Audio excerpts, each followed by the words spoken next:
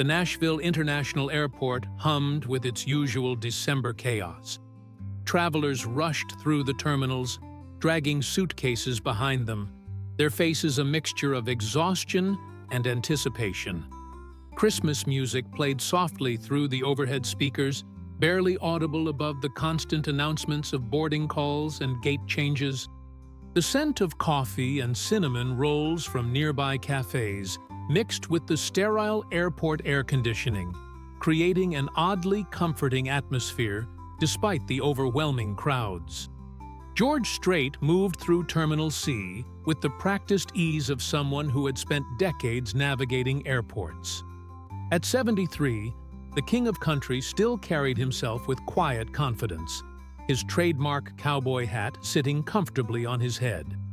He was traveling light today, just a carry-on bag and his guitar case, heading to Houston for a charity concert benefiting military families. His manager, Robert Dale Morrison, walked beside him, scrolling through his phone and updating George on the schedule. "Flight boards in 45 minutes, Robert said, glancing up from his screen. "We've got time to grab coffee if you want." George nodded, but something caught his attention. Near gate C7, a small figure stood alone by a row of seats, her shoulders shaking with quiet sobs. The girl couldn't have been more than 7 years old, with light brown hair pulled into 2 braids that were coming undone. She wore a purple winter coat that seemed too big for her frame and clutched a small stuffed rabbit against her chest. "Hold on a second, Robert," George said, already changing direction. As they approached, George could see the panic in the child's face more clearly. Her cheeks were streaked with tears, her eyes wide and red from crying.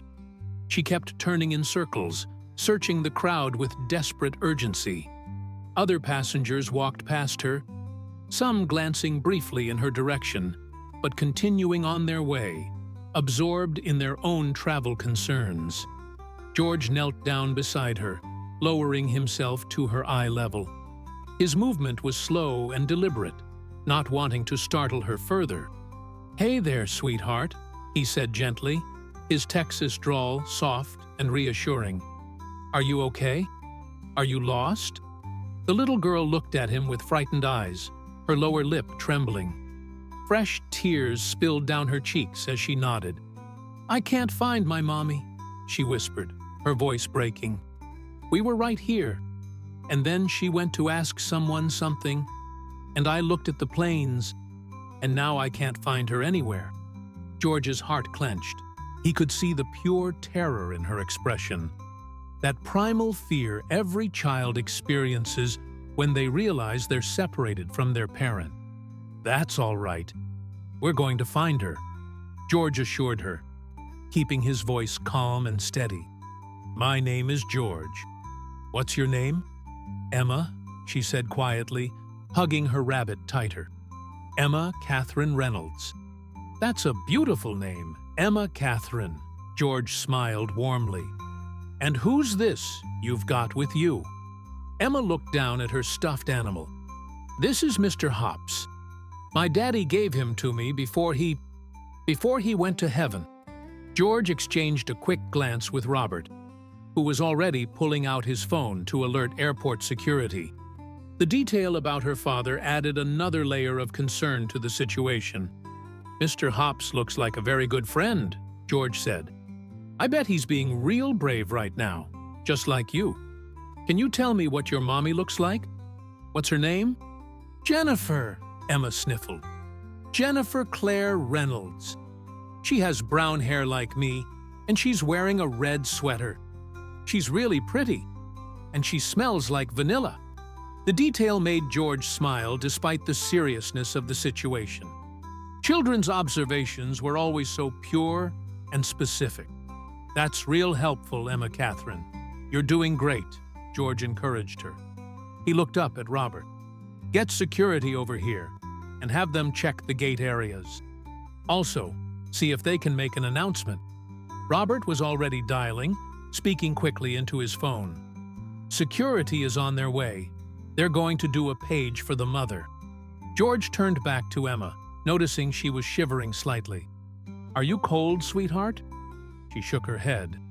But George could tell it wasn't entirely true. The airport's air conditioning was aggressive, and the child's anxiety was probably making her feel even worse. He shrugged off his jacket, a comfortable denim one lined with fleece, and draped it gently around her shoulders. It engulfed her small frame, but she pulled it closer, seeming to find comfort in its warmth. "There you go," George said. "Now, Emma Catherine, I want you to know something important. You did exactly the right thing by staying in one place. That makes it much easier for your mommy to find you.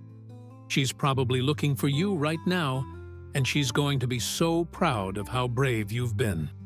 Emma's crying had slowed to occasional hiccups, though her grip on Mr. Hops remained tight. "I'm not supposed to talk to strangers," she said quietly, a hint of concern in her voice even through her distress. "You're absolutely right," George nodded approvingly. "That's a very smart rule, and your mommy taught you well.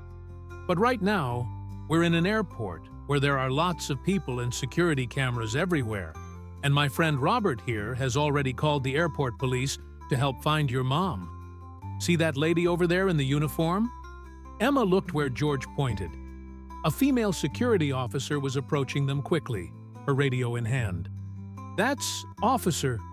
George paused, looking at the woman's name tag as she arrived. "Officer Patricia Ann Hendricks. She's going to help us too." Officer Hendricks knelt down beside them, her expression professional but kind. She was in her mid-40s with short blonde hair and sharp blue eyes that softened when she looked at Emma. "Hi there, honey," Patricia said gently. "I'm Officer Hendricks, but you can call me Officer Patty. I hear you're looking for your mom. Can you tell me what happened?" As Emma repeated her story, her voice small and frightened, Patricia took notes and spoke into her radio, relaying information to other security personnel throughout the terminal. George stayed beside Emma, his presence a steady anchor for the frightened child. The overhead speaker system crackled to life. "Attention, please. We have a young girl named Emma Catherine Reynolds at Gate C7 who is looking for her mother, Jennifer Claire Reynolds. If you are Jennifer Claire Reynolds, please proceed to Gate C7 immediately. Jennifer Claire Reynolds, your daughter Emma is safe at Gate C7." The announcement repeated twice more. George watched Emma's face light up with hope at hearing her mother's name broadcast through the airport. "She'll hear that," George assured her. "She's probably running here right now. What if she can't find me?" Emma's voice wavered again. "What if she got on the plane without me?" "That's not going to happen, sweetheart," George said firmly but gently. "There is no way in this world your mommy would get on a plane without you. She loves you too much for that. I promise you, she's coming." Robert had positioned himself where he could watch the approaches to the gate, scanning for anyone matching the description of Jennifer Reynolds. More travelers were starting to notice the situation, some stopping to ask if they could help, others simply observing with concern. A middle-aged woman with kind eyes approached them. "Is this little one lost? I saw the whole thing happen. I think I saw her mother go toward the bathrooms about 10 minutes ago." Officer Hendricks immediately radioed the information. "Send someone to check the restrooms near Gate C7, west side." Emma perked up. "Mommy was looking for a bathroom. I forgot. She said she'd be right back and I should wait by the window to watch the planes." "See?" George smiled. "We're getting closer. Your mommy probably came back and you'd moved just a little bit. And now we're all helping to bring you back together." As they waited, George tried to keep Emma distracted. "So, Emma Catherine, are you traveling somewhere special for Christmas?" Emma nodded, some of the fear fading from her eyes as she focused on the conversation. "We're going to Texas to see my grandma and grandpa. Mommy said we're going to make cookies and see Christmas lights." "Texas! Well, that's where I'm from," George said warmly. It's a wonderful place for Christmas. Do your grandparents have a big tree? Really big, Emma said, her hands spreading apart to show the size. Grandpa always puts the star on top because it's too high for anyone else. And Grandma makes hot chocolate with marshmallows that look like snowmen. That sounds perfect, George replied. I bet your mommy is excited to see them too. Emma's expression grew more serious. Mommy cries sometimes when she talks about Daddy. He was a soldier. He got hurt really bad, and he didn't come home. That was 2 years ago. But sometimes, Mommy still gets really sad. George felt his throat tighten. The innocence with which Emma shared this information, the matter-of-fact way children processed enormous grief, struck him deeply.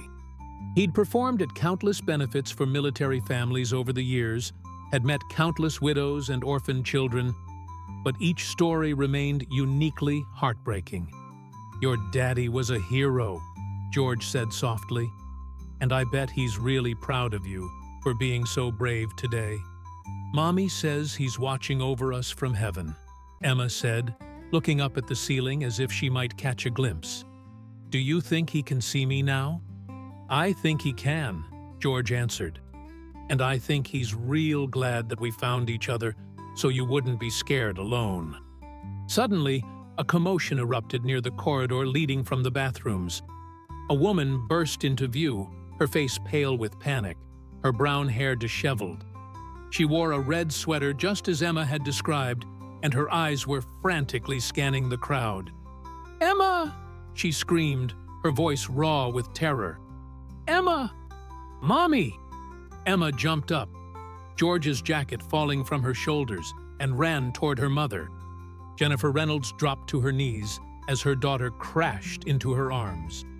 The force of Emma's embrace nearly knocked her backward, but she held tight, her hands running over Emma's hair, her back, her arms, as if confirming that every part of her child was real and safe. "Oh my God! Oh my God!" Jennifer sobbed, clutching Emma to her chest. "Baby, I'm so sorry. I'm so sorry." I looked away for 1 second, and when I turned around, you were gone. I've been searching everywhere. I thought. She couldn't finish the sentence, overcome with relief and residual terror. Her whole body shook as she held her daughter. George and Officer Hendricks approached slowly, giving the reunion space but remaining nearby. Robert hung back, though George noticed his manager had his phone out. Several other passengers had stopped to watch, some wiping their own eyes at the emotional scene. Emma pulled back slightly from her mother's embrace. "Mommy, I stayed where I could see, just like you taught me. And then this nice man George helped me, and Officer Patty came, and they called your name on the speakers." Jennifer looked up, her eyes red and swollen from crying, finally seeing George for the first time. Recognition flickered across her face, even through her distress. You're George Strait," she said, her voice hoarse. "Yes, ma'am," George replied simply. "I'm just glad we found each other. Your daughter here was very brave." Jennifer tried to compose herself, wiping at her tears with shaking hands. "I don't know how to thank you. I just went to ask someone for directions to our gate. We're in the wrong terminal. And when I turned back, she wasn't where I'd left her. I've been running through this airport like a crazy person for the past 15 minutes. Any parent would do the same," George said kindly. "The important thing is, you're together now." Officer Hendricks stepped forward with her radio. "Mrs. Reynolds, which gate do you need to be at? I can arrange for someone to escort you there and make sure you make your flight." Jennifer pulled a crumpled boarding pass from her pocket with trembling hands. "Gate A14. We're going to San Antonio. The flight boards in 20 minutes. Patricia's eyes widened. "That's clear across the airport. We need to get you moving. I'll call for a cart." "I'll walk with them," George said immediately. "My gate isn't far from there." Robert looked surprised but didn't object. He simply nodded and picked up George's guitar case. Jennifer stood, lifting Emma into her arms despite the girl's size. Emma wrapped her legs around her mother's waist and her arms around her neck, burying her face against her shoulder. "You don't have to do that," Jennifer protested weakly. "You've already done so much." "It's no trouble at all," George assured her.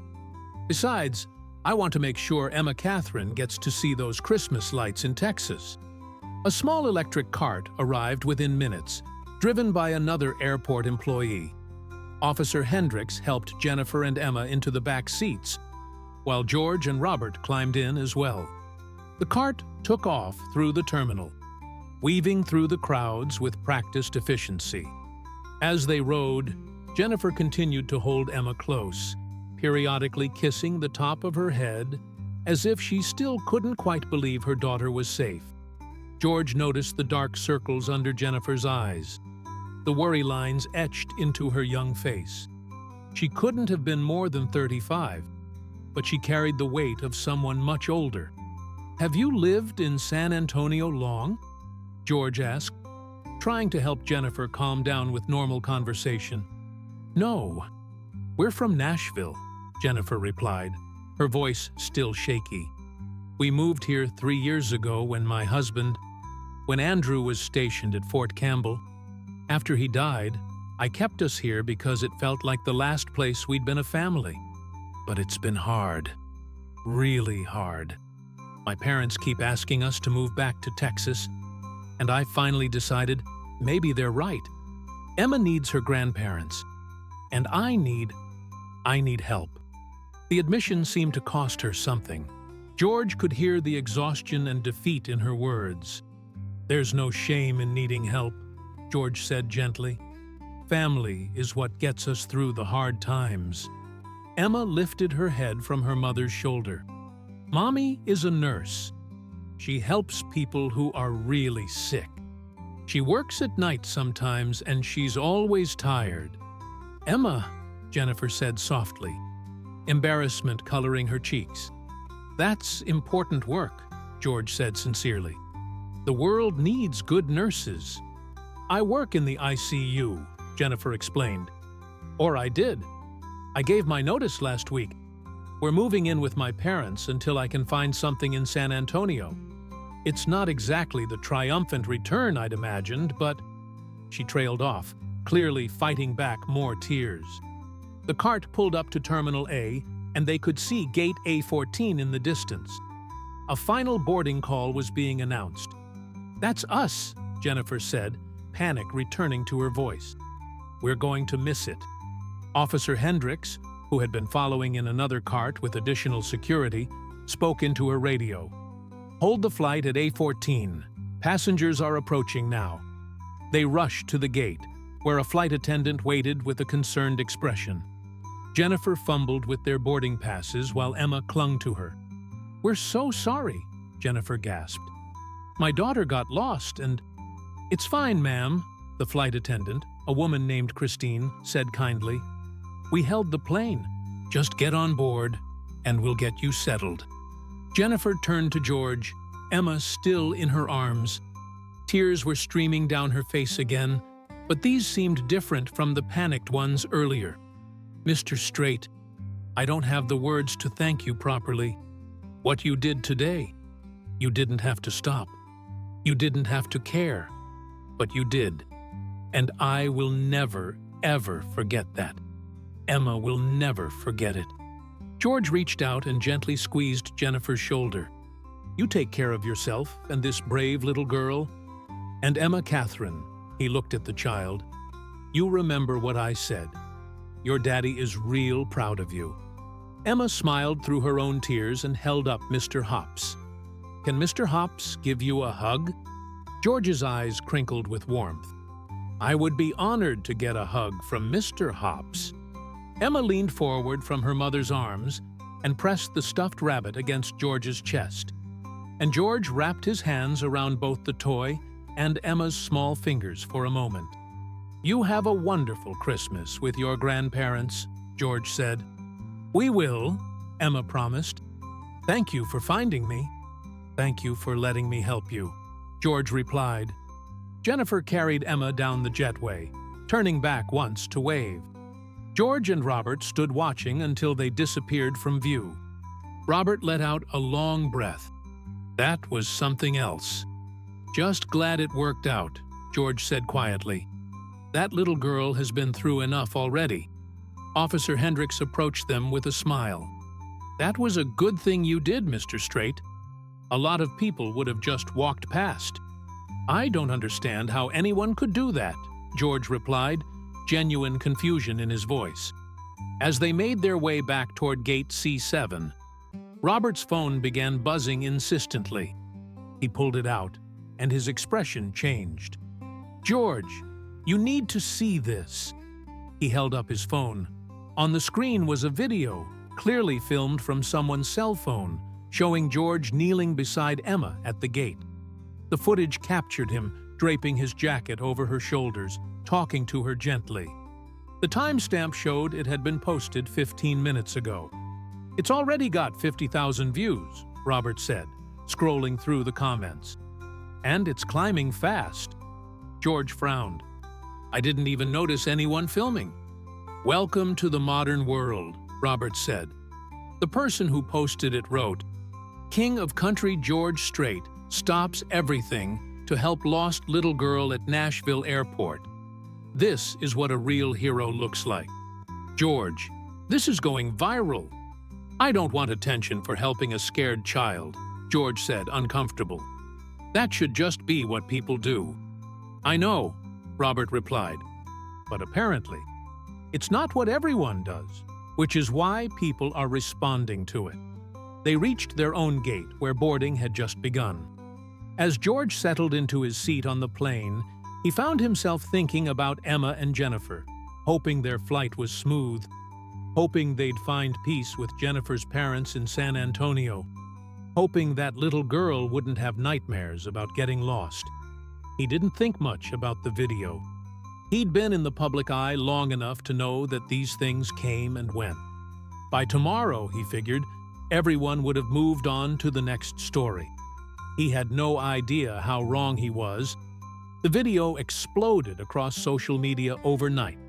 By the time George's plane landed in Houston, the clip of him helping Emma had been viewed over 3 million times. News outlets picked up the story, with headlines proclaiming, "George Strait's act of kindness restores faith in humanity," and "Country legend proves chivalry isn't dead." George didn't see any of it immediately. He'd gone straight to his hotel, exhausted from the travel and the emotional weight of the day's events. It wasn't until his phone started ringing at 7 in the morning that he realized something unusual was happening.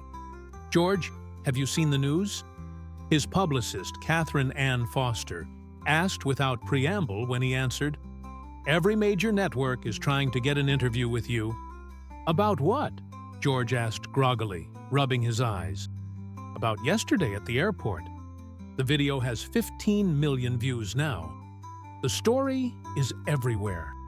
People magazine wants to do a feature. Good Morning America is asking if you'll come on the show." George sat up in bed, now fully awake. "Catherine, I just helped a lost kid find her mother." "That's not news." "In today's world, it apparently is," Catherine replied. "George, people are really responding to this. The comments are overwhelmingly positive. You're trending on Twitter.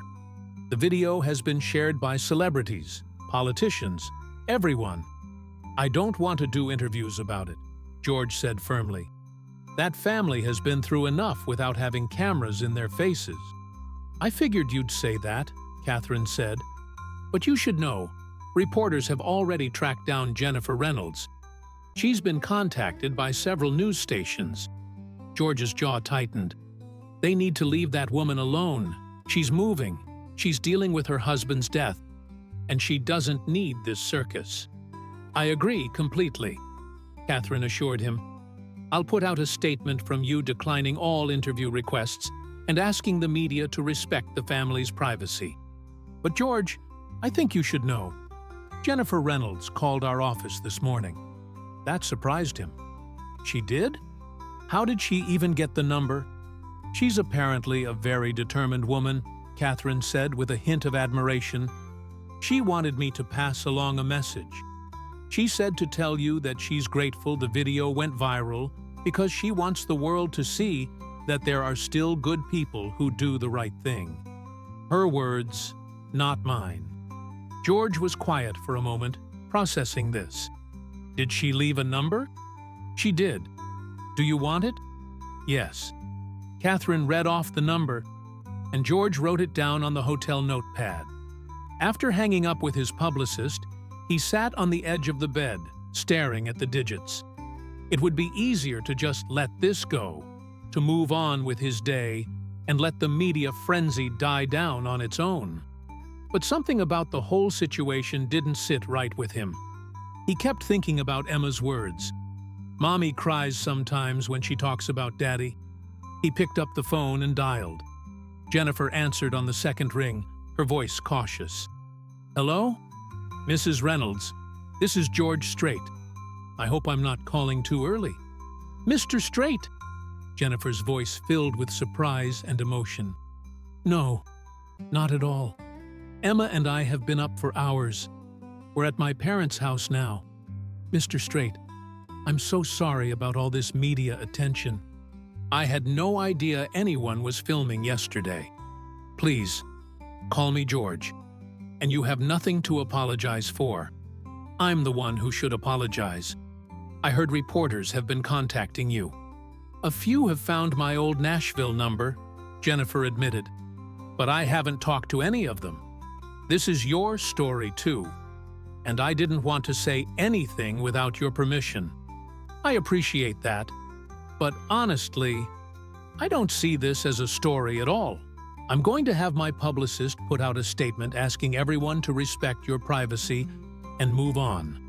Actually, Jennifer said hesitantly, I was hoping you might feel differently about that.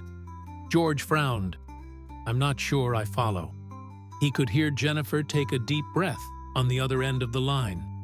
Mr. Strait, George, I've been thinking about this all night. The truth is, what you did yesterday was extraordinary, even if you don't see it that way. In a world where people walk past problems that aren't theirs, you stopped. You cared. And I think people need to see that. I just did what anyone should do, George said quietly. But not everyone does, Jennifer replied. When I was searching for Emma, I asked probably 50 people if they'd seen a little girl in a purple coat. Most of them barely looked up from their phones. A few pointed in random directions just to get rid of me. You were different. And the thing is, my husband Andrew, he was the same way. He was always helping people, always putting others first. That's why he joined the military. He believed in serving something bigger than himself. Her voice wavered slightly, but she continued, I've spent 2 years wondering how to keep his spirit alive for Emma. How do I teach her to be kind and brave and selfless when the world seems so cold sometimes? And then, yesterday happened. You showed my daughter exactly the kind of person her father was. You showed her that heroes aren't just in stories. They're real people who make the choice to help when they don't have to. George felt his throat tighten. Your husband was the real hero, ma'am. He was, Jennifer agreed softly. But so are you. And I think if we let this moment pass without acknowledging it, we miss an opportunity to remind people what really matters. I'm not talking about making you into some kind of celebrity saint. I just mean, maybe we could do one interview together. Something that honors what you did, but also talks about why it matters. About Andrew, about choosing kindness, about the kind of world we want Emma and kids like her to grow up in. George was silent, considering her words. He'd spent his career avoiding unnecessary publicity, keeping his private life private, letting his music speak for itself. But there was something compelling about Jennifer's perspective. If we did this, he said slowly. It would have to be on our terms. Nothing exploitative. Nothing that turns your family's pain into entertainment. Agreed completely, Jennifer said. I actually had a thought about that. There's a journalist I've been following online, Rachel Lynn Patterson. She writes for the American Reader. She does these beautiful long-form pieces about ordinary people in extraordinary circumstances. She's not sensational. She's not looking for gotcha moments. She just tells honest stories. I reached out to her through her website last night, and she responded this morning. She'd be willing to meet with us, just to talk. No pressure. If we're comfortable, maybe she writes something. If not, nothing leaves the room. You've really thought this through, George observed. I haven't slept much, Jennifer admitted. But yes, I know this is asking a lot. You don't owe me or Emma anything more than what you already gave us. But I feel like this could be something meaningful, something Andrew would have wanted. George looked out the hotel window at the Houston skyline, the morning sun casting long shadows across the buildings. He thought about all the military families he'd met over the years, all the stories of sacrifice and loss. He thought about Emma clutching Mr. Hops, her small voice saying, "My daddy gave him to me before he went to heaven." "All right," he said finally. "Let's meet with this journalist. No promises beyond that, but let's hear what she has to say." He could hear the relief in Jennifer's voice.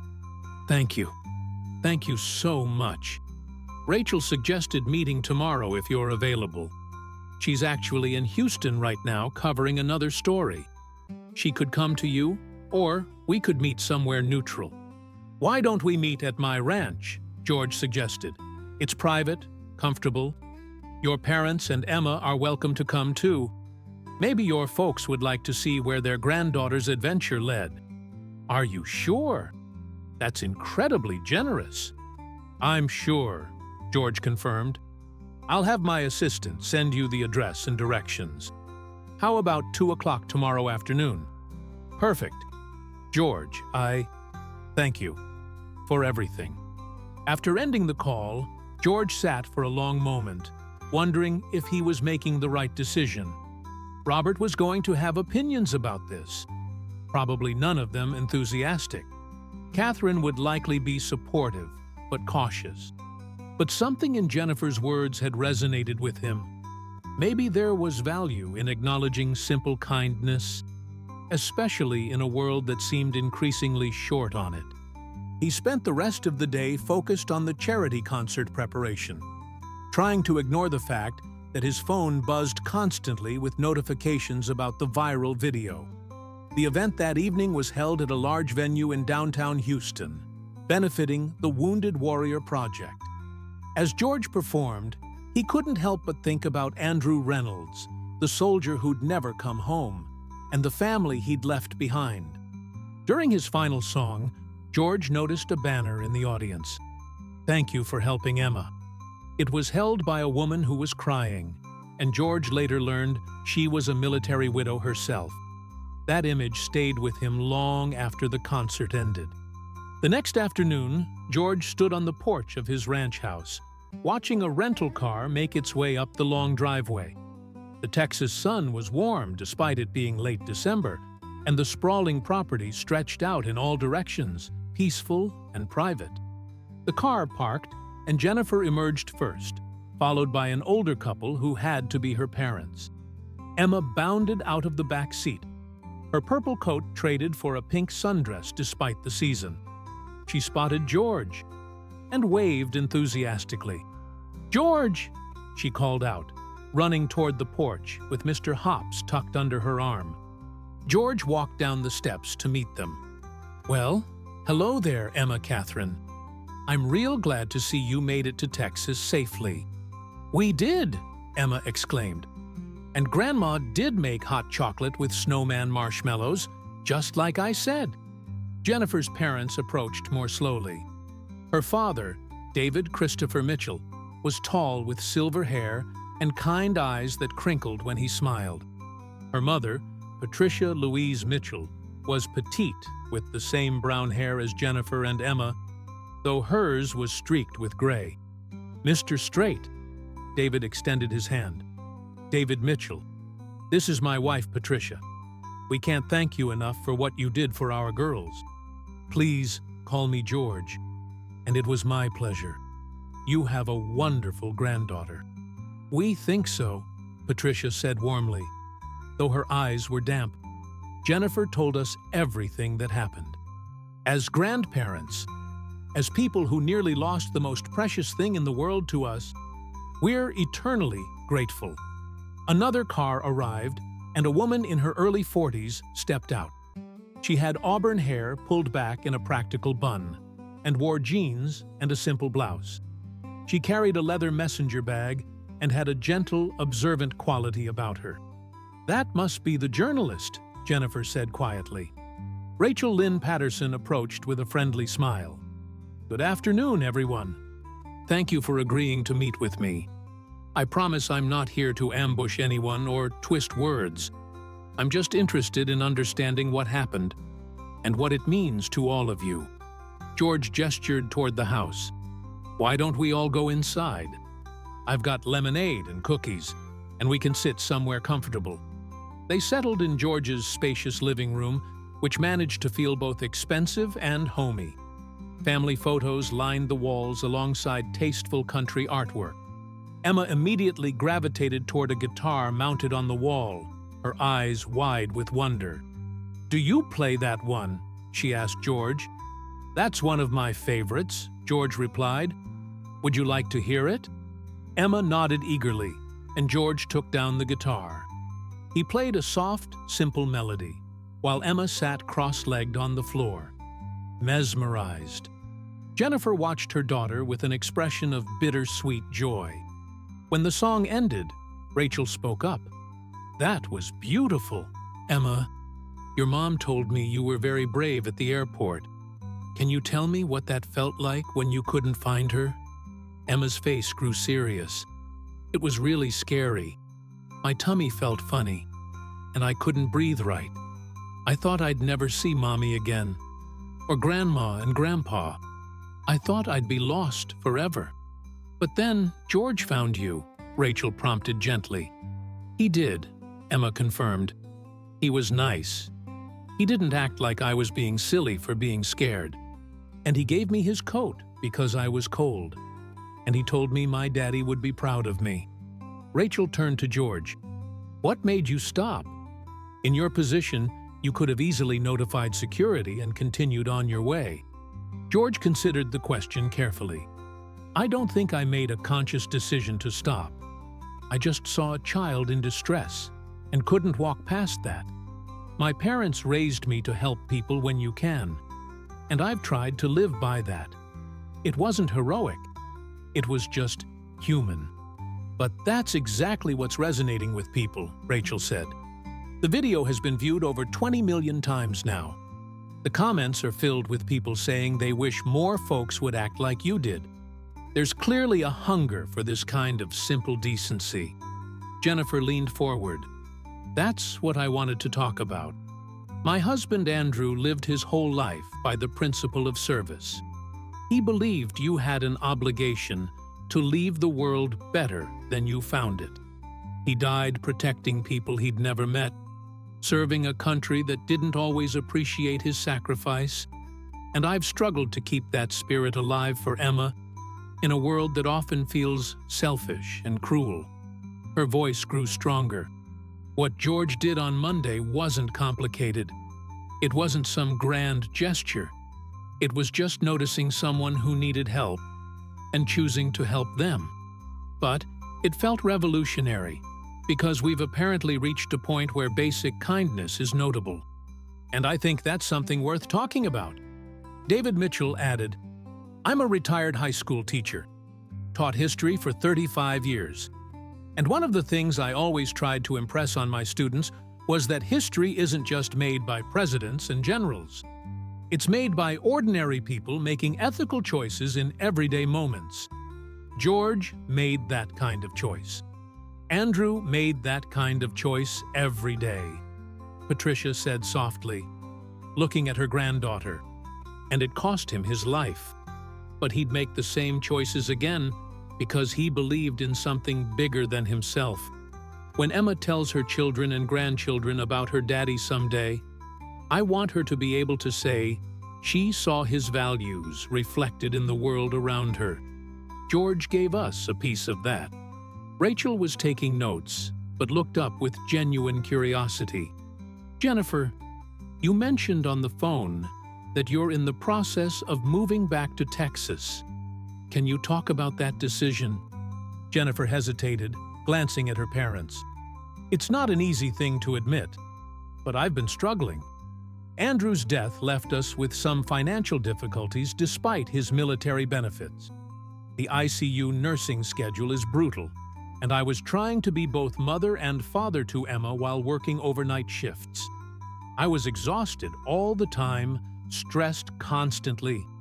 Emma deserved better than a mother who was barely holding it together. Jennifer, honey. Patricia reached over and squeezed her daughter's hand. It's true, Mom, Jennifer said, tears welling up. I was failing at everything.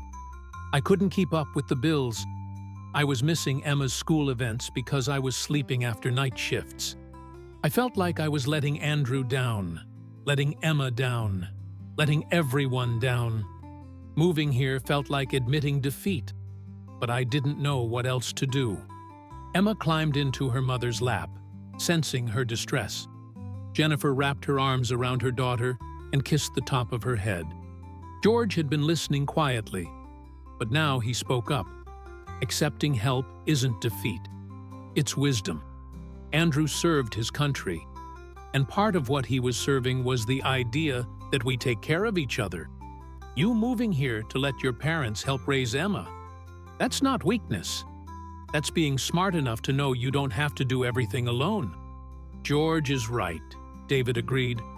We've been begging Jennifer to come home for 2 years. Having them here is a blessing for us, not a burden. Rachel looked thoughtful. One of the things that strikes me about this story is how it's connected these different threads: military service, parenting, community, kindness. It's really about what we owe each other as human beings. Exactly, Jennifer nodded. And I think in Andrew's memory, and in honor of what George did, maybe we can remind people that we're all in this together, that helping each other isn't optional. It's what makes us human. They talked for another hour, the conversation flowing naturally between serious topics and lighter moments. Emma showed George how Mr. Hops could do tricks, which mostly involved the stuffed rabbit hopping across the coffee table. George played a few more songs on the guitar. Patricia shared stories about Andrew, painting a picture of a man who'd been kind, funny, and deeply committed to service. As the afternoon drew to a close, Rachel closed her notebook. I think I have what I need. George, Jennifer, if you're both comfortable, I'd like to write a piece that tells this whole story. The airport, Andrew's service, your move, the question of what we owe each other. It won't be published without your approval. You'll see it before it goes to print. George looked at Jennifer, who nodded. I think that would be meaningful, he said, as long as it's done respectfully. That's the only way I work, Rachel assured him. As they walked toward the cars, Emma turned back to George. Will I see you again? The question caught him off guard. He looked at Jennifer, whose expression was carefully neutral, not wanting to pressure him. I'd like that, George found himself saying. Maybe your grandparents could bring you to one of my shows sometime. I bet you'd like to see a real concert. Emma's face lit up. Really? Could we, Grandma? We'll see what we can arrange, Patricia said with a smile. After they left, George stood on his porch watching the sun begin its descent toward the horizon. Robert appeared from inside the house, where he'd been carefully staying out of the way during the meeting. You know, you just committed to staying in touch with that family, Robert observed. I know, George replied. And when that article comes out, the attention is going to intensify, not die down. I know that too. Robert was quiet for a moment. For what it's worth, I think you're doing the right thing. That little girl needed a hero, and you showed up. Her father was the hero, George corrected. I just helped her find her mom. Sometimes, Robert said, that's exactly what a hero does. Rachel Lynn Patterson's article was published in the American Reader 3 weeks later, just after Christmas. Titled, "The Lost Girl and the King of Country," a story about service, sacrifice, and simple kindness. It was a beautifully written piece that wove together Emma's experience at the airport, Andrew Reynolds's military service, Jennifer's struggles as a young widow, and George's humble response to a child in need. The article didn't sensationalize or exploit. Instead, it honored the deeper themes: the importance of community, the legacy of service, the power of choosing compassion in everyday moments. Rachel had captured Emma's innocence, Jennifer's quiet strength, George's genuine modesty, and the profound loss that shadowed the Reynolds family, while also highlighting their resilience. The response was immediate and overwhelming. The article was shared hundreds of thousands of times on social media. News programs picked up the story again, this time with more depth and context. But something unexpected happened. Instead of just celebrating George, people started talking about Andrew Reynolds. Veterans organizations highlighted his service. A memorial fund was established in Andrew's name at his former high school in San Antonio. Strangers sent letters and donations to the Reynolds family.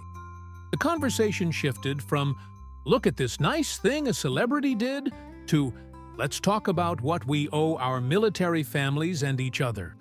George was in his home office when Catherine called with news. "You need to hear this.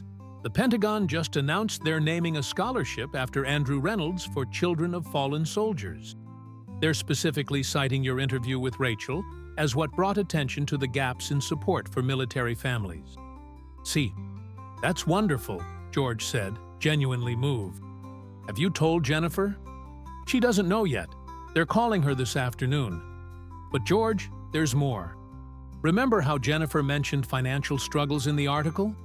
Well, apparently, people noticed. There's been an outpouring of support. Donations, job offers. A hospital in San Antonio has offered her a nursing position with a flexible schedule. The response has been incredible." George felt relief wash over him. He'd been quietly concerned about Jennifer's situation since their conversation at the ranch. "That's good news. That family deserves some good things." "There's something else," Catherine continued. "We've been contacted by several organizations asking if you'd be willing to speak at events about military families, veterans support, that sort of thing. I know public speaking isn't really your thing, but I wanted you to know there's interest." "Let me think about it," George replied. "Nothing feels right about capitalizing on a family's tragedy. I understand. But George, you're not capitalizing. You're amplifying. There's a difference." After hanging up, George found himself pulling up the article on his computer, rereading it for perhaps the 10th time. Rachel had included a quote from Emma that stuck with him. "George helped me when I was lost. But Mommy says my daddy helped lots of people who were lost too. I think that's what grown-ups are supposed to do. Help people who are lost." The simple wisdom of it struck him. How many people were lost in ways that had nothing to do with physical location? Lost in grief, in financial struggle, in loneliness, in despair? And how often did people just walk past that lostness because it wasn't their problem? His phone rang again. This time it was Jennifer. "George, have you heard?" Her voice was thick with emotion. "About the scholarship? Catherine just told me. Not just that. Everything. The job offer, the donations, the letters. George, people have sent us over $50,000. Strangers, complete strangers, who read Rachel's article and wanted to help. I'm sitting here with checks and letters from people all over the country who said Andrew's service mattered to them, that our family mattered to them. She was crying now, not tears of sadness, but of overwhelming relief and gratitude. I can pay off our debt. I can put money aside for Emma's college. I can breathe for the first time in 2 years. And it's because of what you did, because you stopped to help Emma, because you agreed to tell our story. Jennifer, this is happening because people saw the truth about your husband's sacrifice and your strength. That's all you. I just happened to be in the right place at the right time. No, Jennifer said firmly. You made a choice. You could have walked past Emma. You could have refused to do the interview. You could have kept our story private, but you didn't. And now everything is different. You changed our lives, George. They talked for a while longer, Jennifer sharing details about the scholarship announcement and the job offer. The position at San Antonio General Hospital was perfect. It would allow her to work mostly day shifts with occasional evenings, meaning she'd be present for Emma's school events and bedtimes. The salary was significantly better than what she'd been making in Nashville. My parents are hosting a small dinner next week to celebrate, Jennifer said. Just family and a few close friends. I know it's a lot to ask, but would you consider coming? I'd really like Emma to see you again, and honestly, I want you to see how much your kindness has rippled out into our lives. George didn't hesitate. I'd be honored to come. The dinner was held at David and Patricia Mitchell's comfortable home in a quiet San Antonio neighborhood. The house was filled with the warm glow of Christmas lights that hadn't yet been taken down and the smell of Patricia's cooking.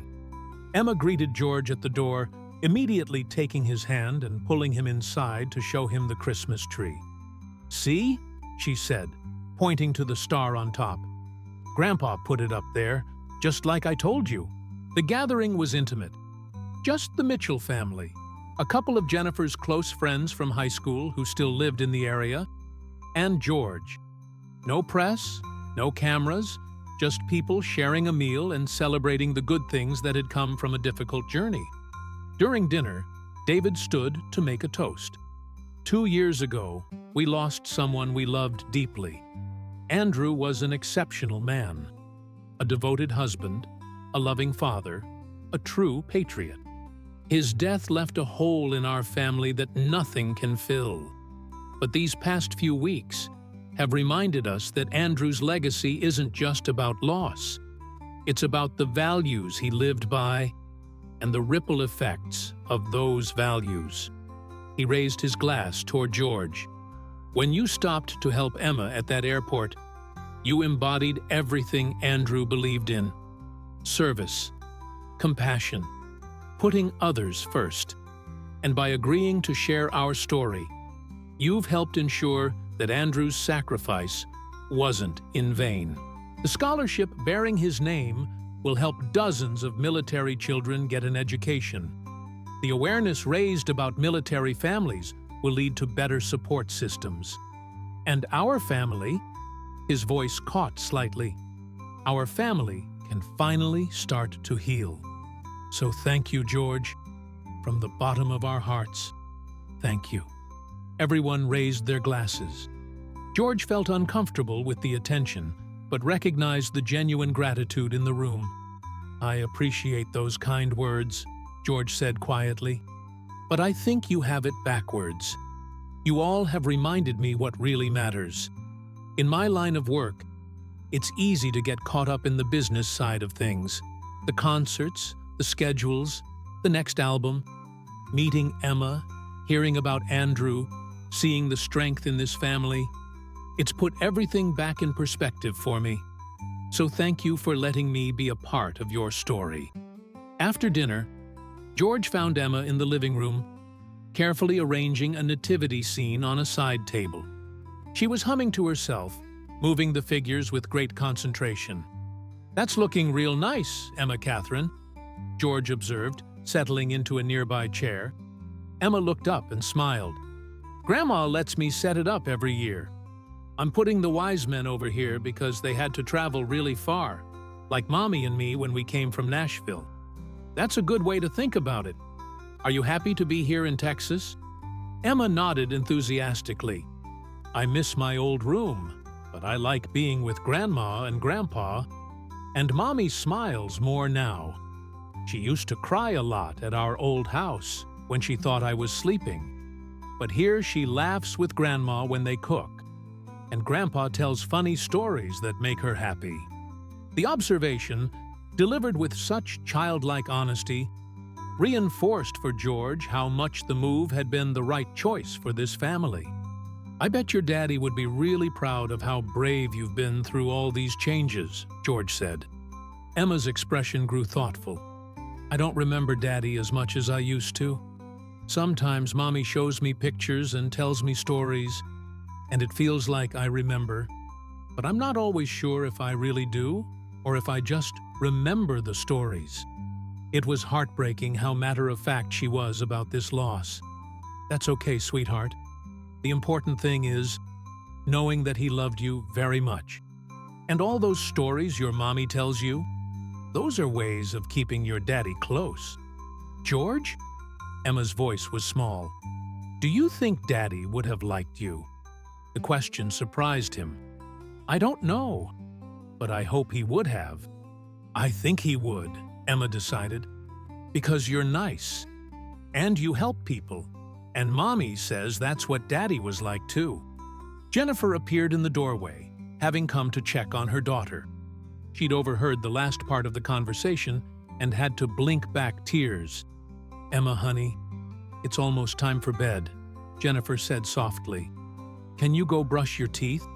I'll be up in a minute to tuck you in. Okay, Emma agreed. She walked over to George and, without any prompting, wrapped her arms around his neck in a hug. Thank you for being my friend.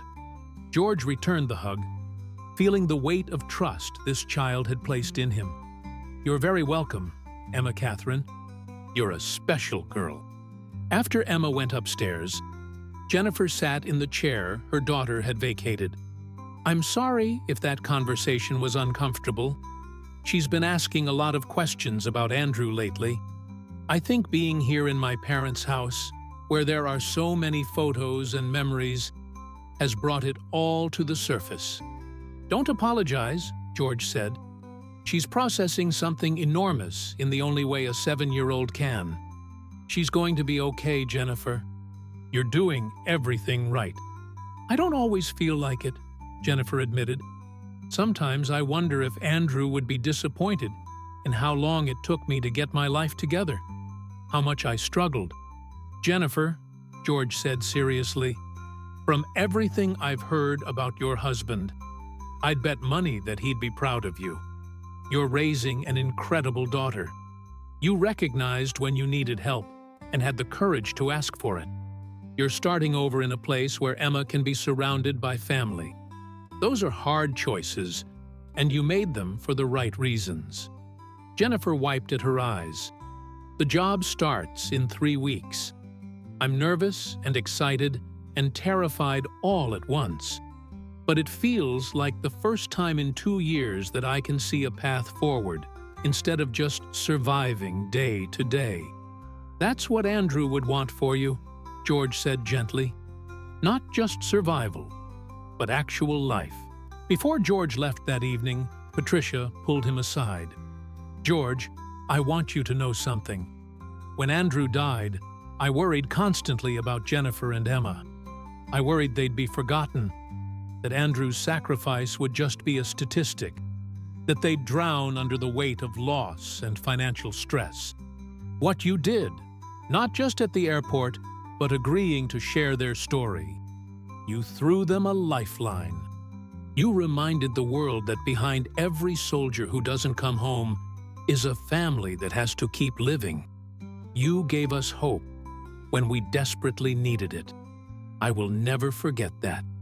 George hugged the older woman, feeling her gratitude and the lingering grief she carried for her son-in-law. Your family is remarkable. All I did was see what was already there. Driving home that night, George thought about the unexpected turns life could take. A month ago, he'd been just another traveler in an airport.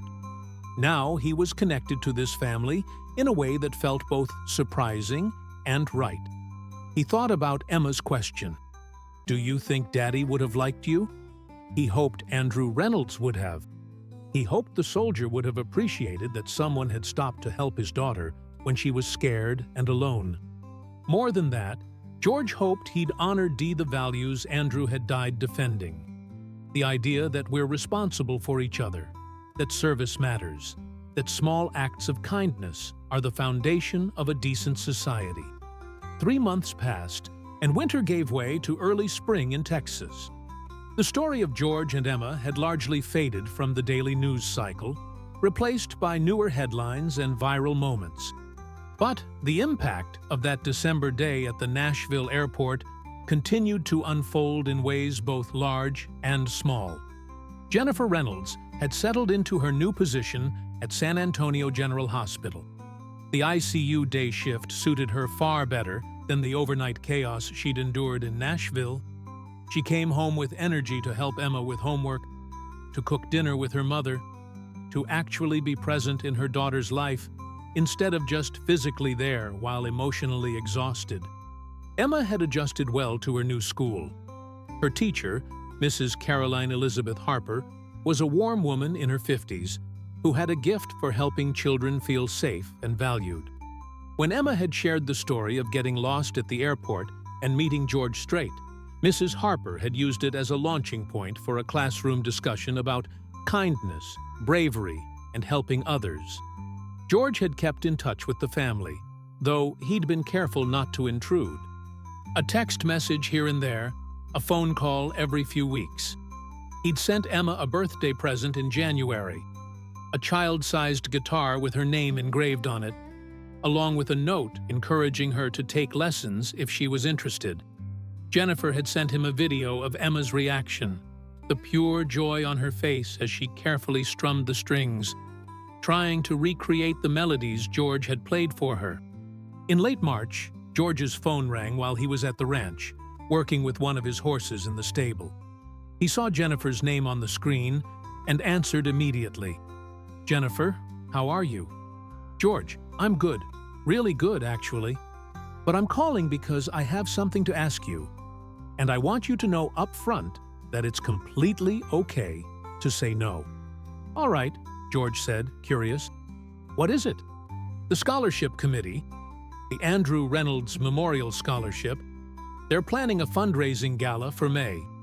It'll be held here in San Antonio, and they're hoping to raise enough money to expand the program to help more military children. They asked if I would speak at the event, which I agreed to do. But George, they also asked me to see if you might consider attending.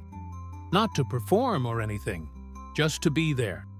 They think having you present would help draw attention and donors." George walked out of the stable into the sunshine, considering the request. "When is it?" "May 15th, a Saturday evening. I know your schedule is probably packed. And, like I said, it's fine if—" "I'll be there," George interrupted. "Just tell me what time and where."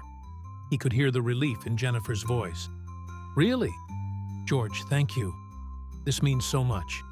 The scholarship has already helped 6 families, and with the funds from the gala, they're hoping to triple that number." "Andrew deserves to be honored," George said simply. "I'm glad I can be part of that." After hanging up, George called Catherine to clear his schedule for that date. She'd been fielding requests for months from various organizations wanting George to participate in military-related events. But he'd been selective, only agreeing to things that felt genuinely meaningful rather than performative. "This one feels right," he told Catherine. "This isn't about me getting good publicity. It's about making sure Andrew Reynolds' legacy continues to help people." "I agree," Catherine replied. "I'll make sure everything is arranged." The weeks leading up to the gala were busy for everyone involved. The scholarship committee, led by a retired Army colonel named Michael James Bradford, worked tirelessly to coordinate the event. They'd secured a beautiful venue, the historic Pearl Stable in San Antonio, a renovated space that blended rustic charm with elegant touches. Jennifer found herself in the unexpected position of being the public face of the scholarship. Local news stations wanted interviews. The San Antonio Express-News ran a profile of her and Emma. She spoke at Rotary clubs and veterans organizations, sharing Andrew's story and the mission of the scholarship. It was emotionally draining, but also therapeutic in a way she hadn't anticipated. Talking about Andrew kept his memory alive not just for Emma, but for herself. Emma became something of a local celebrity at her school. When her classmates learned that George Strait was her friend, the questions came fast and constant. Mrs. Harper used it as a teaching opportunity, helping Emma navigate the attention with grace, while also ensuring she wasn't defined solely by that connection. One afternoon in late April, George drove to San Antonio to meet with Colonel Bradford and the scholarship committee. They wanted to discuss the gala program and ensure George was comfortable with his role in the evening. The meeting was held at a small office near Fort Sam, Houston. Colonel Bradford was an imposing man in his early 60s with silver hair and a firm handshake. With him were 4 other committee members, 2 retired military personnel, a local business owner who'd lost a son in Afghanistan, and a young woman named Lieutenant Amy Christine Dawson, who was on active duty and coordinating the military community's involvement. "Mr. Strait, thank you for coming," Colonel Bradford began. "We wanted to walk you through the evening and get your input. We've been very careful not to exploit your generosity. This event isn't about celebrity. It's about honoring Captain Andrew Reynolds and supporting military families." "I appreciate that," George said. "What exactly are you envisioning?" Lieutenant Dawson pulled up a presentation on a laptop. "The gala will begin with a cocktail reception at 6. Dinner is at 7, followed by the program. Jennifer Reynolds will speak first, sharing Andrew's story and the impact the scholarship has had. Then we'll show a short video featuring some of the families who've received support. After that, we'd like you to say a few words. Nothing formal, just your perspective on why this matters." "We're not asking you to perform," Colonel Bradford clarified. "We know your time is valuable, and this is a fundraiser, not a concert. However, if you were willing to play just one song, perhaps something that honors military service, it would be a powerful moment." George thought about it. He'd played countless benefits over the years, and music had a way of connecting people to emotion in ways words alone couldn't. "I can do that. Let me think about which song would be most appropriate." The business owner, a woman named Victoria Lynn Hutchinson, whose son had died in combat 3 years earlier, spoke up. "Mr. Strait, I want you to understand what this scholarship means to families like mine. When you lose someone in service, the grief is overwhelming. But there's also this fear that they'll be forgotten, that their sacrifice won't matter in the long run. This scholarship ensures that Andrew Reynolds' name will be spoken for decades to come, that his legacy will help children get education and opportunities. What you did for Emma and Jennifer brought attention that made this possible. Andrew made the real sacrifice," George said quietly. "I just helped shine a light on it," which is exactly what was needed. Lieutenant Dawson replied, "Military families often suffer in silence. They don't want to be seen as asking for handouts or special treatment. But the reality is, when someone serves, the whole family serves. And when the worst happens, those families deserve more support than they often receive. This scholarship is a tangible way of providing that support." They spent another hour going over logistics. The gala had already sold out all 250 seats at $500 per plate. Local businesses had donated auction items. Several generous donors had pledged matching funds for any money raised during the event. Conservative estimates suggested they'd raise over $200,000, enough to expand the scholarship significantly. As the meeting concluded, Colonel Bradford walked George to his truck. "I served with men like Andrew Reynolds my entire career," the colonel said. "Good men who believed in something bigger than themselves. We lose too many of them, and their families are left to pick up the pieces. What you've done, bringing attention to Jennifer and Emma's story, it's reminded people that freedom isn't free, and those who pay the price shouldn't be forgotten." George shook the colonel's hand. "I'm honored to be part of this, Colonel. Andrew's memory deserves to be preserved." Driving back to his ranch, George found himself thinking about legacy. He'd spent his career creating music, building a body of work that would outlast him. But this felt different. This was about honoring someone else's legacy, using whatever platform he had to ensure a fallen soldier's sacrifice continued to matter. He called Jennifer when he got home. "I just left the meeting with the scholarship committee. They've done incredible work." "They have," Jennifer agreed. "George, I've been working on my speech for the gala, and I keep getting emotional. How do I talk about Andrew in front of 250 people without falling apart?" "You talk about him the way you always do," George said gently, "with love and honesty. People aren't expecting you to be stoic. They're expecting you to be real. And if you cry, you cry. There's no shame in that." "I just want to do him justice," Jennifer said, her voice tight. "He was such a good man, George. He deserved to come home. He deserved to watch Emma grow up. He deserved to grow old with me. And instead, he's gone. And I'm standing here trying to figure out how to summarize his entire life and what he meant to us in a 5-minute speech." "You can't summarize a whole life," George acknowledged, "but you can share what made him special. You can tell people what he believed in, what he fought for, what he loved. That's enough. That's more than enough." Jennifer was quiet for a moment. "Would you be willing to read what I've written? Give me your honest feedback?" "Of course. Send it over whenever you're ready." That evening, George sat in his home office reading Jennifer's draft speech. It was raw and honest, describing Andrew as a man who laughed easily, who sang off-key in the shower, who made terrible puns that Emma used to groan at. She wrote about his decision to join the army, his belief that service was a privilege, his dedication to his fellow soldiers. She described the day she learned he'd been killed, the moment her world shattered into before and after. But she also wrote about the after, the struggle, the loneliness, the fear, and eventually the slow process of learning to live again. She wrote about Emma's resilience, her parents' unwavering support, and the unexpected grace that came from a country music legend stopping to help a lost little girl in an airport. George called her back. "Jennifer, it's beautiful. It's honest and heartbreaking and hopeful all at once.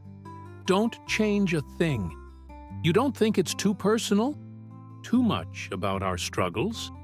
That's what makes it powerful," George assured her. "People need to understand that military families don't just deal with loss on the day they get the news. They deal with it every day after. Your honesty about how hard it's been, that's what's going to move people to support this scholarship." On the evening of May 15th, the Pearl Stable was transformed into an elegant venue. Round tables draped in navy blue linens filled the space. Each centerpiece featured small American flags alongside white roses. A photo of Captain Andrew Reynolds in his army dress uniform stood on an easel near the entrance, his smile captured forever at age 28. George arrived early, dressed in a dark suit with his signature cowboy hat. He'd brought his guitar, having chosen to play "I Cross My Heart," a song about enduring love and commitment that felt appropriate for honoring Andrew and supporting Jennifer. Emma spotted him immediately. She wore a navy blue dress with white flowers, her hair in careful curls. She ran over and hugged him around the waist. "George, you came!" "I promised I would, didn't I?" George smiled down at her. "You look very grown up tonight." "Emma Catherine. Mommy helped me get ready. She said tonight is important because we're helping other kids whose daddies and mommies had to go to heaven like mine did." The simple way she described it made George's heart ache. That's exactly right. You're doing something really special to honor your daddy. Jennifer approached, looking elegant in a simple black dress. But George could see the tension in her shoulders, the worry in her eyes. "How are you holding up?" he asked quietly. "Terrified," she admitted. "I've never spoken in front of this many people before. What if I mess up? What if I can't get through it?" "You're going to be fine," George said with certainty. "Just remember, everyone in this room is on your side. They're here because they care about what you and Andrew represent." The gala proceeded smoothly. During the cocktail hour, George met several of the families who'd received scholarships. There was 18-year-old Marcus Dillon Foster, whose father had died in Iraq when Marcus was 10. The scholarship was helping him attend Texas A&M to study engineering. There was 15-year-old Sophia Grace Turner, whose mother had been killed in Afghanistan. Sophia wanted to become a doctor, and the scholarship was making that dream possible. Each story reinforced why this evening mattered. These weren't abstract statistics. They were real children with real dreams who'd paid a tremendous price for their parents' service. When dinner concluded, Colonel Bradford took the podium to welcome everyone and explain the mission of the scholarship. Then he introduced Jennifer. She walked to the front of the room, her hands trembling slightly as she held her speech. Emma sat between her grandparents at a table near the front, giving her mother an encouraging thumbs up. Jennifer began speaking, her voice shaky at first, but growing stronger. She told Andrew's story, not just his military service, but who he was as a person. She made the audience laugh with anecdotes about his terrible cooking and his habit of crying at sappy movies. She made them understand what had been lost when he died. "Andrew believed that we have an obligation to take care of each other," Jennifer said, her voice breaking slightly. "He believed that freedom required sacrifice, and that sacrifice required honor. He lived those beliefs every single day, and he died defending them." The scholarship that bears his name isn't just about providing financial support to military children, though that's crucial. It's about ensuring that Andrew's values, service, sacrifice, compassion, continue to shape the next generation. She paused, wiping at her eyes. 3 months ago, my daughter got lost in an airport. She was terrified, and I was frantic. A man we'd never met stopped everything to help us. He could have walked past. He could have let someone else deal with it. But he didn't, because he embodies the same values Andrew did. George Strait showed us that heroism isn't just about dramatic moments on a battlefield. It's about choosing kindness in everyday situations. It's about seeing someone who needs help and deciding that their well-being matters. Jennifer looked directly at George. "Andrew would have liked you, George. He would have respected how you helped Emma without seeking credit or attention. And he would have been grateful that you helped share our story in a way that's led to this moment. A moment where his memory will help dozens of families for years to come." The room erupted in applause. Jennifer made her way back to her seat, where Emma immediately climbed into her lap, hugging her mother tightly. The video presentation followed, featuring testimonials from scholarship recipients and their families. There wasn't a dry eye in the room by the time it concluded. Then Colonel Bradford introduced George. "Ladies and gentlemen, we are honored to have with us this evening a man who needs no introduction. But more importantly than his legendary music career, George Strait is a man who embodies the values we're celebrating tonight. When he saw a child in need, he stopped to help. When we asked him to support this scholarship, he didn't hesitate. Please welcome George Strait. George took the podium, his guitar in hand. He looked out at the assembled crowd. Military families, veterans, donors, community members, all united by a belief that Andrew Reynolds' sacrifice should be honored and that his family deserved support. "Thank you all for being here tonight," George began. "I'm not much for speeches, so I'll keep this brief. When I met Emma at that airport, I wasn't thinking about making news or doing anything heroic. I just saw a scared little girl who needed help. That's all. But what I've learned since then is that sometimes the smallest actions can have the biggest ripples." He paused, gathering his thoughts. Andrew Reynolds was a true hero. He gave his life in service to our country, protecting freedoms we often take for granted. But his heroism extended beyond that final sacrifice. According to Jennifer and her family, Andrew lived every day trying to make the world better. He chose kindness. He chose service. He chose to put others first. Those choices defined his life, and they should define how we honor his memory. George looked at Emma, sitting between her mother and grandmother. "Emma, your daddy would be so proud of you. You're brave and kind, just like he was. And Jennifer, you're raising an incredible daughter. Andrew's legacy lives on in her." He settled the guitar in his lap. "I'd like to play a song for you all. It's called I Cross My Heart, and it's about the kind of love and commitment Andrew and Jennifer shared. The kind that endures even when circumstances try to tear it apart." As George played, his voice filled the room with the familiar melody. People swayed gently, many holding hands with their partners or wrapping arms around their children. When he reached the chorus, "I cross my heart and promise to give all I've got, to give to make all your dreams come true," Jennifer closed her eyes, remembering her wedding day when Andrew had whispered those exact words to her. The song ended to thunderous applause. George returned to his seat, and the formal program concluded with Colonel Bradford announcing that the evening had raised over $300,000, $50,000 more than their most optimistic projections. As people mingled afterward, George found himself surrounded by grateful families. Parents shook his hand and thanked him. Children asked for autographs. Veterans saluted him, a gesture he found humbling and undeserved.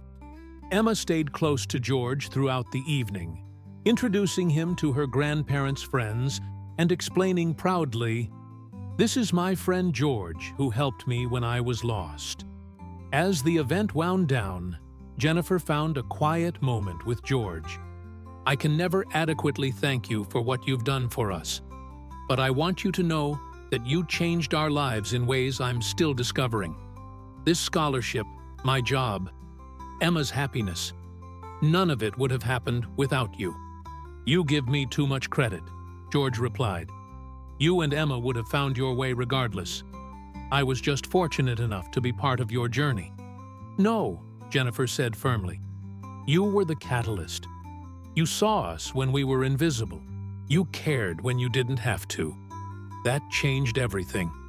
Before leaving, George knelt down to say goodbye to Emma. "You were very brave tonight, Emma Catherine.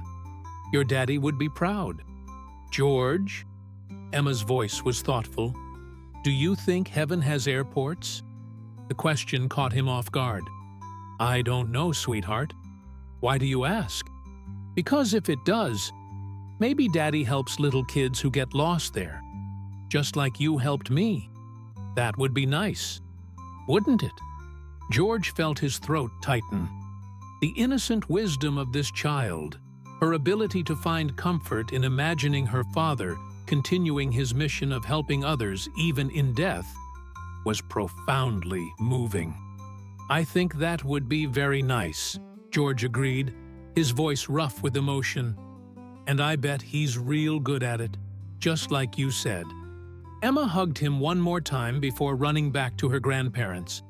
George watched her go, thinking about legacy, about the ripple effects of one person's choices, about how a soldier who died on a distant battlefield continued to make the world better through the people who loved him and the strangers who honored his memory. As George drove home that night, he felt a sense of purpose that went beyond his music career. He'd been given an opportunity to amplify a message that mattered, that service and sacrifice deserved recognition, that military families needed support, that simple acts of kindness could change lives. The gala had been successful by every measure, but more than that, it had been meaningful. Andrew Reynolds's legacy was secure. His family was thriving, and children across Texas would receive educational opportunities because of the scholarship bearing his name. And it had all started with a scared little girl in an airport and a man who chose to stop and help. Summer arrived in Texas with its customary intensity. The landscape shimmered with heat, and the long daylight hours seemed to stretch endlessly. For the Reynolds family, it was a season of settling in, of making San Antonio truly feel like home rather than just a refuge. Emma had finished second grade with excellent marks. Mrs. Harper had written a glowing report about her progress, noting particularly her kindness toward other students and her willingness to help classmates who were struggling. Jennifer had framed the report card and hung it in Emma's room, a tangible reminder of how far they'd come. Jennifer's job at San Antonio General was going well. She'd found her rhythm in the ICU, earning the respect of her colleagues with her skill and compassion. Several of her co-workers had lost family members to military service, creating an unspoken bond of shared experience. For the first time in years, Jennifer had friends again, people she could grab coffee with, people who understood her life. David and Patricia Mitchell watched their daughter and granddaughter bloom with quiet satisfaction. Having their family together under one roof had been healing for everyone. The house was louder, more chaotic, but filled with life in a way it hadn't been since Andrew's death. George had maintained his connection with the family, though he was careful to respect boundaries. He knew that Jennifer was building a new life, and he didn't want to be a constant reminder of the tragedy that had brought them together. Still, they texted regularly, and he'd video called Emma a few times to see how her guitar lessons were progressing. In mid-July, George received an unexpected call from Colonel Bradford. "Mr. Strait, I hope I'm not disturbing you. I wanted to let you know about something developing. The Department of Defense has taken notice of the Andrew Reynolds Memorial Scholarship. They're considering implementing a national program based on our model, specifically designed to support children of fallen service members. They've asked if Jennifer and I would be willing to testify before a congressional subcommittee about the need for such a program." "That's incredible," George said, genuinely impressed. "A national program could help thousands of families." "Exactly," Colonel Bradford agreed. "But here's the thing. The committee specifically mentioned your involvement as part of what brought attention to military family issues. They're wondering if you'd be willing to submit written testimony or even appear with us. I know it's a big ask, especially getting involved in anything political, but—" "When is the hearing?" George interrupted. "Late August, in Washington, D.C. But Mr. Strait, I want to be clear that we understand if this isn't something you're comfortable with. Your support of the scholarship has already exceeded anything we could have hoped for." George thought about Emma asking if heaven had airports, about Jennifer working night shifts while drowning in debt, about all the military families who struggled in silence. "Colonel, if my presence helps get support for this program, I'll be there. Just tell me when and where." After hanging up, George immediately called Jennifer to tell her the news. She was at work, but stepped into a break room to talk. "Congressional testimony," Jennifer repeated, sounding overwhelmed.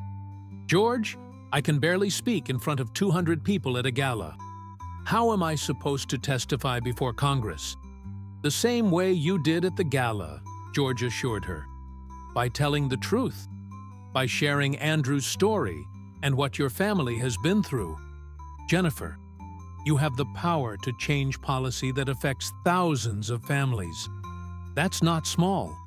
That's enormous. I'm terrified, Jennifer admitted. But you're right. Andrew would want me to do this. If there's even a chance that Emma and kids like her could get better support, I have to try. Over the next month, Jennifer, Colonel Bradford, and several other scholarship committee members worked with congressional staffers to prepare their testimony. Jennifer wrote and rewrote her statement dozens of times, trying to strike the right balance between emotional honesty and policy relevance. George was asked to provide written testimony since his appearance schedule made it unlikely he could attend in person. But as the hearing date approached, he rearranged his commitments. Some things were more important than convenience. The hearing was scheduled for August 28th before the House Armed Services Subcommittee on Military Personnel. Jennifer, Colonel Bradford, and Lieutenant Amy Dawson would testify about the scholarship program and the broader needs of military families. George would speak to the power of community support and public awareness in addressing those needs. Jennifer was a bundle of nerves on the flight to Washington. Her parents had come with her, and Emma had been allowed to miss the first day of third grade for the trip. The little girl was excited about visiting the nation's capital, completely unaware of the weight of what her mother was about to do. George met them at their hotel the evening before the hearing. Emma ran to him excitedly, Mr. Hops tucked under her arm, as always. George, we're in Washington. We saw the Washington Monument from the plane. That's wonderful, Emma Catherine, George smiled. Are you excited to see your mommy talk to some very important people tomorrow? Mommy said she's going to tell them about Daddy and help other kids whose parents died, Emma said seriously. That's a very important job. It certainly is, George agreed. He looked at Jennifer, who was pale and clearly anxious. Can we talk for a minute? They stepped away to a quiet corner of the hotel lobby while Emma showed her grandparents the hotel's fountain. I can't do this, Jennifer said quietly. George, I'm going to stand in front of Congress people and senators, and I'm going to freeze or cry or say something stupid, and I'm going to let Andrew down. You're not going to let anyone down, George said firmly. Jennifer, those people in that room tomorrow, they work for you. They work for Andrew. They work for every military family that has sacrificed for this country. You have every right to stand before them and demand better. You have earned that right through Andrew's service and your strength in the aftermath. But what if they don't listen? What if we go through all of this and nothing changes? Then at least you tried, George replied. At least you used your voice. But I think they will listen. I think your testimony is going to move people because it's real and it's true. You're not a politician with talking points. You're a widow and a mother who's lived this reality. That carries weight. Jennifer took a shaky breath. Will you sit where I can see you during the testimony? Of course. I'll be right there. The hearing room the next morning was imposing.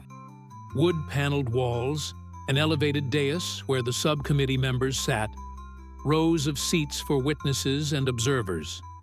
News cameras lined the back wall. Jennifer felt her stomach churn as she took her seat at the witness table alongside Colonel Bradford and Lieutenant Dawson.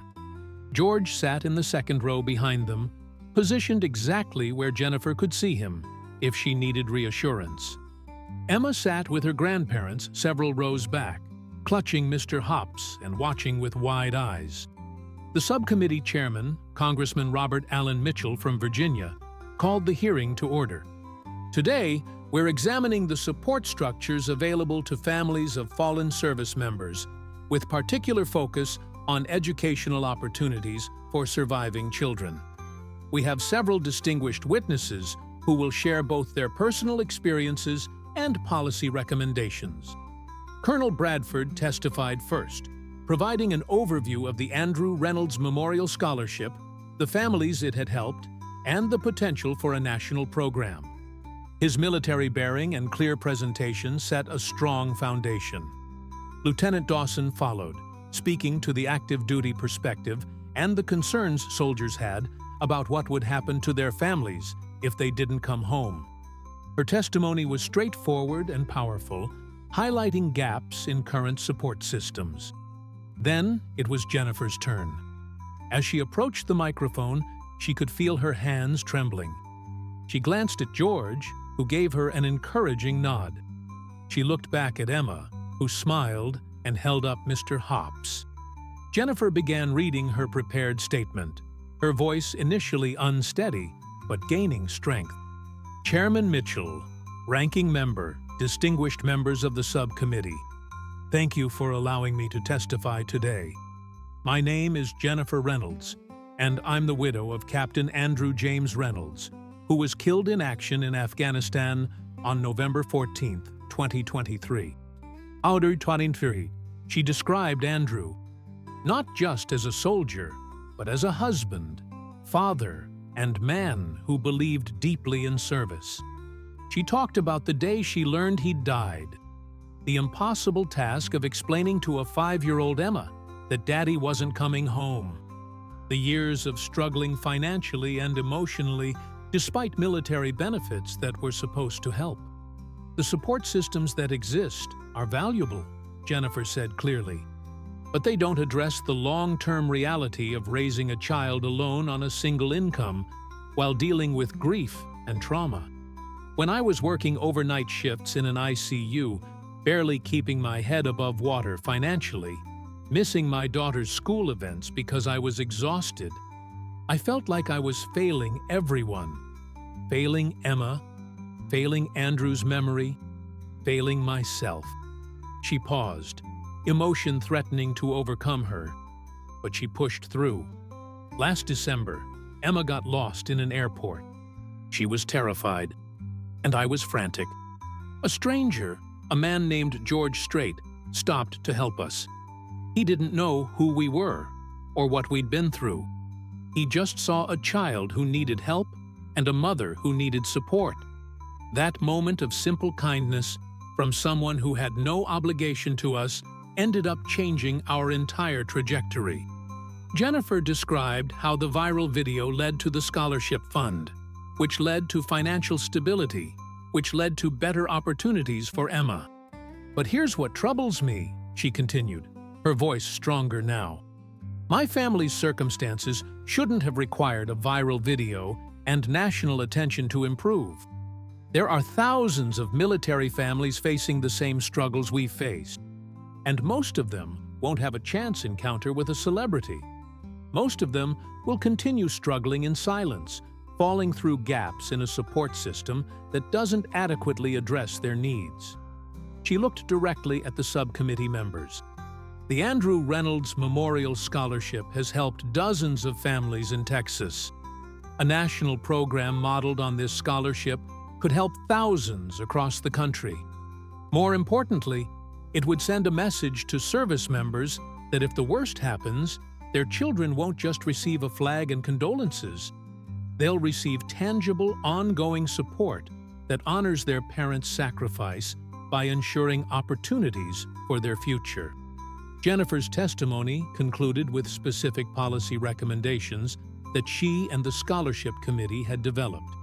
When she finished, there was a moment of complete silence in the room. Then several subcommittee members began asking questions, not the combative political questions she'd feared, but genuine inquiries about the scholarship structure, the families it had helped, and how a national program might be implemented. When it was George's turn to testify, he approached the microphone with his characteristic humility. "I'm not a policy expert or a military veteran," he began. "I'm just someone who happened to be in the right place at the right time to help a family in need.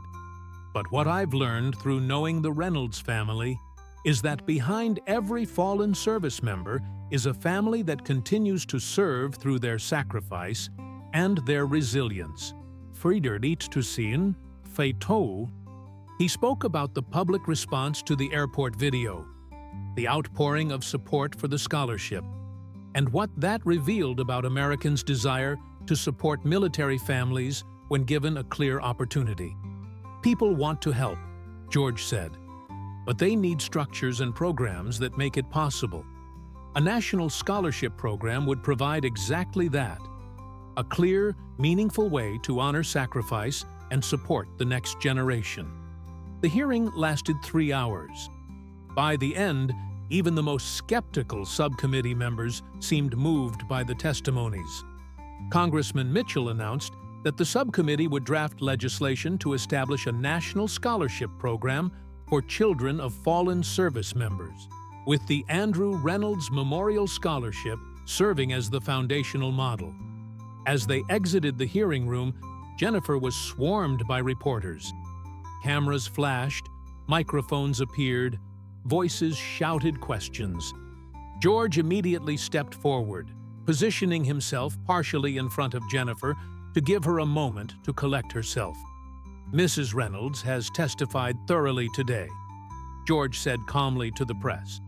"I'm sure you can understand that this has been emotionally draining. If you have questions, please direct them to the Scholarship Committee's Public Affairs Office." He guided Jennifer, her parents, and Emma through the crowd and into a waiting car. Once inside, Jennifer finally let the tears flow. "I did it," she whispered. "I actually did it." "You were incredible," Patricia said, hugging her daughter. Andrew would have been so proud. "Mommy, you were on TV," Emma said excitedly. "Does that mean we're famous?" Despite her tears, Jennifer laughed. "No, baby. It just means we're trying to help some people." That evening, they had dinner at a quiet restaurant near the hotel. The day's emotional intensity had left everyone drained, but there was also a sense of accomplishment, of having done something truly meaningful. George raised his glass. "To Andrew Reynolds, who continues to serve even in death, and to Jennifer, who honored his memory beautifully today." They clinked glasses, and Emma, drinking lemonade, insisted on clinking too. "George?" Emma asked after dinner. "If Congress makes a law about Daddy's scholarship, does that mean he's like really, really important?" "Your daddy was always really, really important," George replied gently. "But yes, if they make a law in his name, it means lots of people recognize how important he was and want to make sure other families like yours get help." "Good," Emma nodded seriously. "Because Daddy was a hero, and heroes should be remembered." The trip back to Texas felt different than the flight there. The anxiety had been replaced by cautious optimism. Jennifer had faced one of her biggest fears and come through it successfully. She'd used her voice to advocate for change, honoring Andrew's legacy in a way that would have tangible impact. The story of the congressional hearing made national news. Once again, the Reynolds family found themselves at the center of a media moment. But this time felt different. This wasn't just about a viral video or a heartwarming story. This was about policy change, about potentially helping thousands of military families. Over the following months, George watched as the legislative process slowly moved forward. The bill, officially titled the Captain Andrew Reynolds Military Children's Education Support Act, made its way through committee reviews and floor votes. There were amendments and debates, compromises and revisions. But the core mission remained: creating a federally funded scholarship program to support children of service members who died in the line of duty. Jennifer was contacted multiple times for follow-up interviews and additional testimony.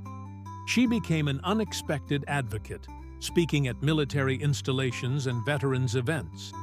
She was invited to the White House for a meeting with the First Lady about military family support. Through it all, Emma remained her anchor, a reminder of why the work mattered. In December, almost exactly 1 year after Emma had gotten lost in the Nashville airport, President signed the legislation into law. Jennifer, Emma, and George were invited to the White House for the signing ceremony. They stood behind the president as he signed the bill, surrounded by other military families and veteran advocates. 1 year ago, the president said during his remarks, a little girl got lost in an airport, and a kind stranger stopped to help her. That simple act of compassion sparked a national conversation about how we support our military families. Today, thanks to the courage of Jennifer Reynolds and the advocacy of many in this room, we're signing into law a program that will provide educational scholarships to thousands of children whose parents made the ultimate sacrifice. This is how we honor our fallen heroes, not just with words and ceremonies, but with tangible support for the families they left behind.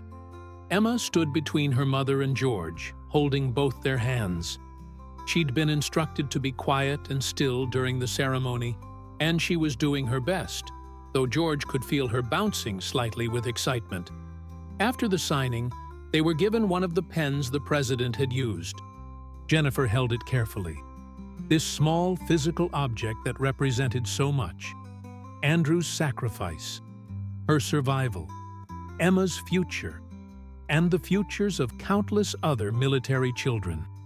Andrew would be amazed by all this, Jennifer said quietly to George as they stood in the White House East Room.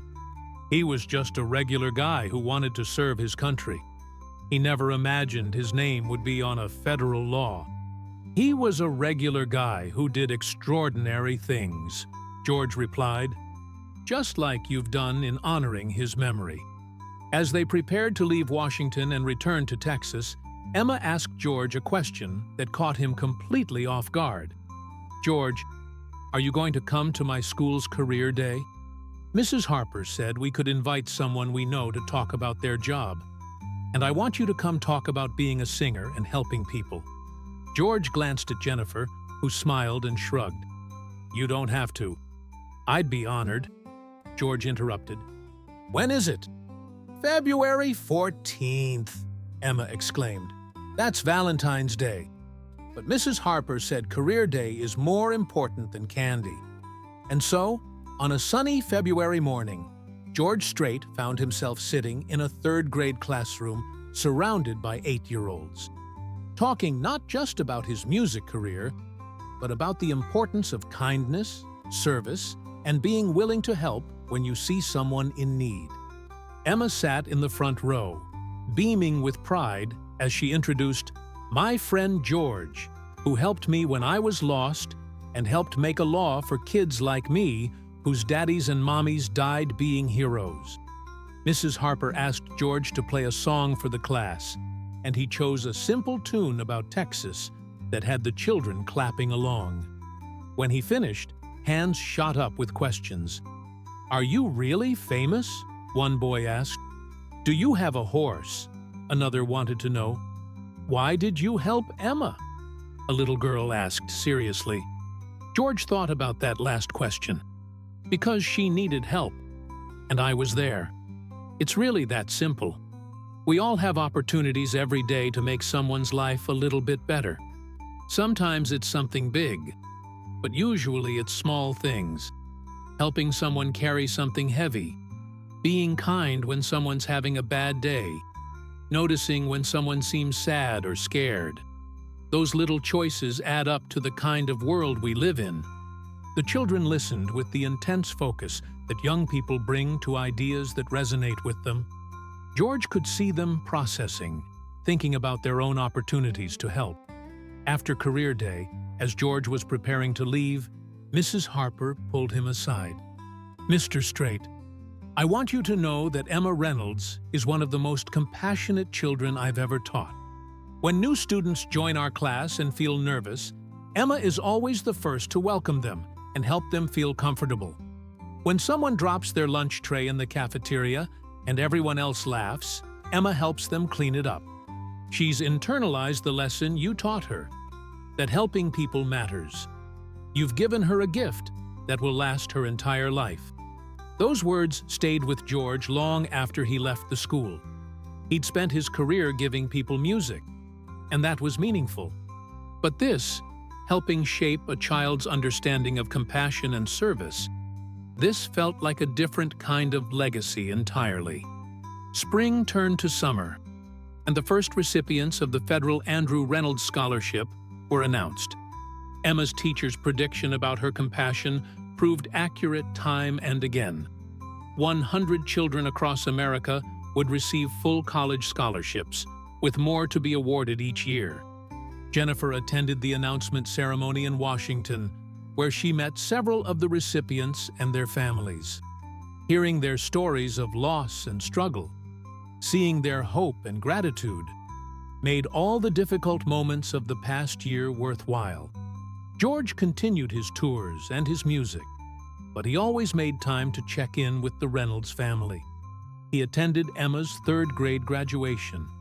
He sent her books about strong women in history. He made sure Jennifer knew she had someone to call if she ever needed anything. One evening in late June, George's phone rang. It was Jennifer. "I have news," she said, her voice bright with barely contained excitement. "I've been offered a position as the assistant director of the ICU at San Antonio General. It's a promotion. Better pay, more stability, day shift hours. George, I'm finally in a place where I'm not just surviving. I'm actually thriving." "Jennifer, that's wonderful," George said sincerely. "You've worked so hard for this." "I couldn't have gotten here without you," Jennifer replied. "I mean that literally. If you hadn't helped Emma that day, if you hadn't agreed to share our story, if you hadn't supported the scholarship and testified before Congress, none of this would have happened. My life would look completely different. Your strength and Andrew's sacrifice made this happen," George corrected gently. "I just helped connect some dots." "You did more than that," Jennifer insisted. "You saw us when we were invisible. You cared when you didn't have to.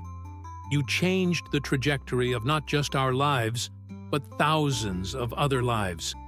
That's not small, George. That's extraordinary." After hanging up, George sat on his porch watching the sun set over his ranch. He thought about the unpredictable nature of life, how a simple decision to help a lost child in an airport had led to all of this. A scholarship program, a federal law, a family rebuilt, a legacy honored. He thought about Emma's question from a year ago. "Do you think heaven has airports?" Soon, and he imagined Andrew Reynolds somewhere beyond this world, watching his daughter grow into a compassionate young girl, watching his wife find her strength again, watching his sacrifice continue to ripple outward in ways he could never have anticipated. George had learned something profound through knowing the Reynolds family, that heroism wasn't always dramatic. Sometimes it was just showing up when someone needed you. Sometimes it was choosing kindness when indifference would be easier. Sometimes it was using whatever platform you had to amplify voices that deserved to be heard. His phone buzzed with a text message from Emma.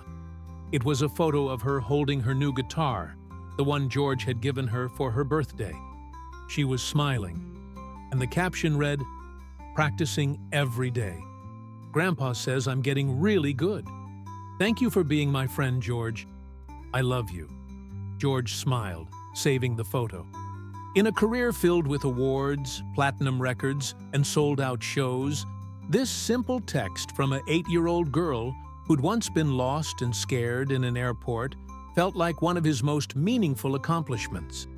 He'd helped her find her way home. And in doing so, he'd found something important too. A reminder that the most significant moments in life aren't always the ones on stage or in the spotlight. Sometimes they're the quiet choices we make when no one's watching, the times we stop to help when it would be easier to keep walking, the moments when we see someone in need and decide that their well-being matters. Emma Catherine Reynolds had taught him that lesson on a December day in Nashville, and Andrew Reynolds's legacy would continue teaching it to thousands of families for generations to come.